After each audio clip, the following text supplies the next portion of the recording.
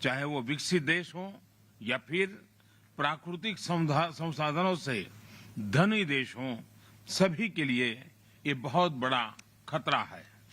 लेकिन इसमें भी क्लाइमेट चेंज से सबसे अधिक खतरा small island developing states seeds को है। ये उनके लिए जीवन मृत्यु की बात है। ये उनके अस्तित्व के लिए चुनौती है। क्लाइमेट चेंज की वजह से आई आपदाएं उनके लिए सचमुच प्रलय का रूप ले सकती हैं। ऐसे देशों के क्लाइमेट चेंज न सिर्फ उनके जीवन की सुरक्षा के लिए बल्कि उनकी अर्थव्यवस्था के लिए भी बड़ी चुनौती है। ऐसे देश टूरिज्म पर बहुत निर्भर हैं, लेकिन प्राकृतिक आपदाओं के चलते टूरिस्ट भी उनके पास आने से घबराते हैं। फ्रेंड्स, वैसे तो सीड्स देश सदियों से नेचर के साथ समन्वय में जीते रहे हैं। वे प्रकृति के स्वाभाविक साइकिल के साथ एडेप्ट करना जानते हैं, लेकिन पिछले कई दशकों में हुई स्वार्थपूर्ण व्यवहार की वजह से प्रकृति का जो अस्वाभाविक रूप सामने आया है, उसका परिणाम आज निर्दोष स्मॉल आइलैंड स्टेट्स झेल रहे हैं। और इसलिए मेरे लिए सीडीआरआई या आईरिस सिर्फ एक इंफ्रास्ट्रक्चर की बात नहीं है, बल्कि ये मानव कल्याण के अत्यंत संवेदनशील दायित्व का हिस्सा है। ये मानव जाति के प्रति हम सभी की कलेक्टिव जिम्मेदारी है। ये एक तरह से हमारे पापों का साझा प्रायश्चित भी है।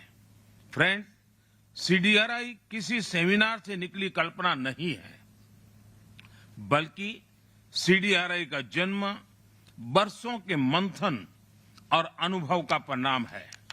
छोटे द्वीप देशों पर मंडरा रहे क्लाइमेट चेंज के खतरे को भांपते हुए भारत ने पैसिफिक आइलैंड और कैरिकॉम देशों के साथ सहयोग के लिए विशेष व्यवस्थाएं बनाई।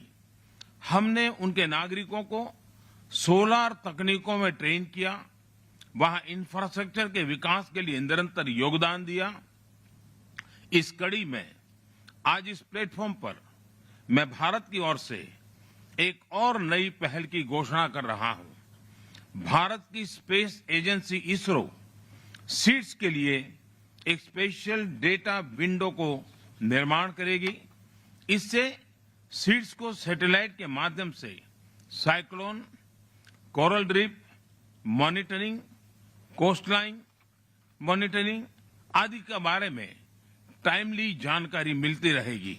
फ्रेंड्स, आईरिस के साकार करने में सीडीआरआई और सीड्स दोनों ने मिलकर काम किया है। यह को क्रिएशन और को बेनिफिट्स का अच्छा उदाहरण है। इसलिए मैं आज आईरिस के लॉन्च को बहुत अहम मानता हूं। आईरिस के माध्यम से सीड्स को टेक्नोलॉजी, फाइनेंस, जरूरी जानकारी तेजी से मोबिलाइज करने में आसानी होगी। स्मॉल आइलैंड स्टेट्स के क्वालिटी इंफ्रास्ट्रक्चर को प्रोत्साहन मिलने से वहां जीवन और आजीविका दोनों को लाभ मिलेगा। मैंने पहले भी कहा है कि दुनिया इन देशों को कम जनसंख्या वाले स्मॉल आइलैंड के रूप में देखती है, लेकिन मैं इन देशों को बड़े सामर्थ्य वाले लार्ज ओशन स्टेट्स के रूप में देखता हूं। जैसे समुद्र से निकले मोतियों की माला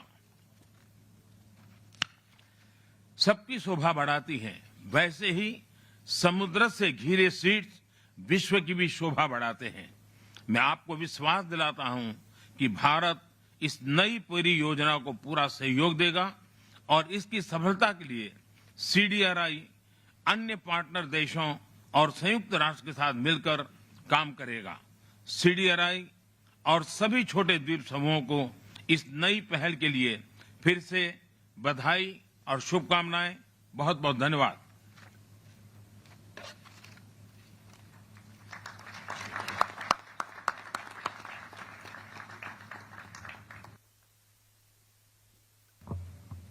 Well, thank you very much, Prime Minister Modi, and thank you for your great friendship to Australia. जलवायु परिवर्तन पर चुनौतियां जो हैं उस पर प्रधानमंत्री अपनी बातों को रखते हुए जलवायु परिवर्तन के खतरा को हम अलग नहीं कर सकते, हमें इसको साथ लेकर समझते हुए इससे निपटने पर ध्यान देना होगा। प्राकृतिक आपदा से टूरिस्ट भी आने से कतराते हैं, इस बात का जिक्र प्रधानमंत्री ने अपने इस वक्तव्य में किया है।